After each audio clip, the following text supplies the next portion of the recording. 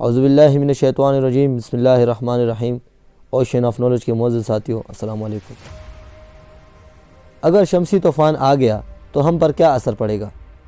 साइंसदानों का कहना है कि सूरज पर अगर कभी शायद तूफ़ान आए तो वो ज़मीन पर मवासलाती निज़ाम को तबाह कर सकता है, जिसके हमें बहुत बड़ी माशी कीमत अदा करनी पड़ सकती है। शमसी तूफ़ान से इस कदर ख़तरा क्यों है? 1972 में वियतनाम के साहिल के करीब दर्जनों समंदरी बारूदी सुरंगें बज़ाहिर बिला वजह फट गई थी। हाल ही में इस बात की तस्दीक हुई है कि ये शमसी तूफ़ान की वजह से हुआ था। शमसी तूफ़ान ज़मीन के मकनातीसी मैदान में खलल डाल सकते हैं, मगर आज के दौर में इस तर्ज के वाक़े के ज़्यादा संगीन नताइज सामने आ सकते हैं। जैसा कि सैटेलाइटों से लेकर बिजली की तरसील के निज़ाम तक हमारे रोज़मर्रा सिस्टम में ख़राबी पैदा हो जाना। एक अंदाज़े के मुताबिक ऐसे वाक़े के सिर्फ बरतानिया में कीमत 16 अरब पाउंड हो सकती है। दुनिया से लाखों मील दूर होने वाले ये वाक़यात हमें क्यों मुतासिर करते हैं? इसकी क्या वजूहात हैं? इंतहाई शदीद शमसी तूफ़ान क्यों आते हैं? सूरज एक सितारा है, बल्कि हाइड्रोजन का एक उबलता हुआ अंबार। जब यह मादा हरकत करता है तो अपनी इंतहाई पेचीदा मकनातीसी फील्ड में तवानाई भी जमा करता जाता है। ये मकनातीसी तवानाई रोशनी की शदीद चमक या शमसी शोलों की सूरत में और बड़ी मादी और मकनातीसी फील्ड्स की शक्ल में खारिज होती हैं, जिन्हें शमसी तूफ़ान कहा जाता है।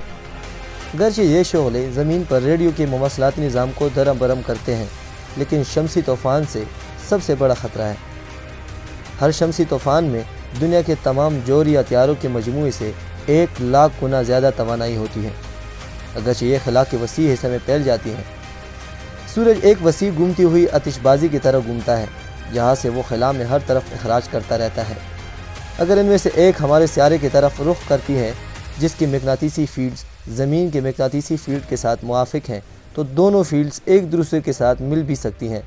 जब शमसी तूफ़ान करीब से गुजर जाता है तो ज़मीन के मकनातीसी फील्ड एक लंबी दुम की शक्ल इख्तियार कर लेती हैं, और जब ये मकनातीसी फील्ड वापस ठीक होती हैं तो वो ज़रात जो चार्ज हो चुके हैं वो बढ़ती हुई रफ्तार के साथ ज़मीन का रुख कर लेते हैं। जब ये ज़रात ज़मीन के फ़िज़ा से टकराते हैं तो वो जलने लगते हैं, जिससे मारूफ शुमाली और जनूबी लाइट्स का मंजर सामने आता है। ताहम ज़मीन के मकनातीसी फील्ड में इस खलल के और भी ज़्यादा संगीन असरात होते हैं। ख्याल किया जाता है कि 1972 में समंदरी बारूदी सुरंगें इसी वजह से फटी थी। इन्हीं बारूदी सुरंगों को इस तरह तैयार किया गया था कि वो आने वाली कश्तियों के मकनातीसी फील्ड को जान सकें, मगर इनको बनाने वालों ने ये नहीं सोचा कि शमसी तूफ़ान से भी ये हो सकता है। अगला इंतहाई शदीद तूफ़ान कब आएगा, ये एक बहुत बड़ा सवाल है। साइंसदान ये जानने की कोशिश कर रहे हैं कि अगला इंतहाई शदीद तूफ़ान कब आएगा, ये एक बहुत बड़ा सवाल है। साइंसदान ये जानने की कोशिश कर रहे हैं कि इन शमसी तूफ़ानों को शुरू क्या चीज़ करती है, और एक मरतबा शुरू हो जाए तो खला में इनको ट्रैक कैसे किया जा सकता है। ज़मीन के मकनातीसी रिकॉर्ड 19वीं सदी के वस्त से मौजूद है। इनके मुताबिक तकरीबन हर 100 साल के बाद खला में एक इंतहाई शदीद मौसमियाती वाक़या हो सकता है, ताहम छोटे वाक़यात होते रहते हैं। 1859 में कैरिंगटन इवेंट हुआ था, जो अब तक के रिकॉर्ड किए गए वाक़यात में सबसे शदीद था, और इसमें टेलीग्राफ का निज़ाम ख़राब हो गया था। आइंदा अगर ऐसा हुआ तो इसके नताइज और ज़्यादा संगीन होंगे।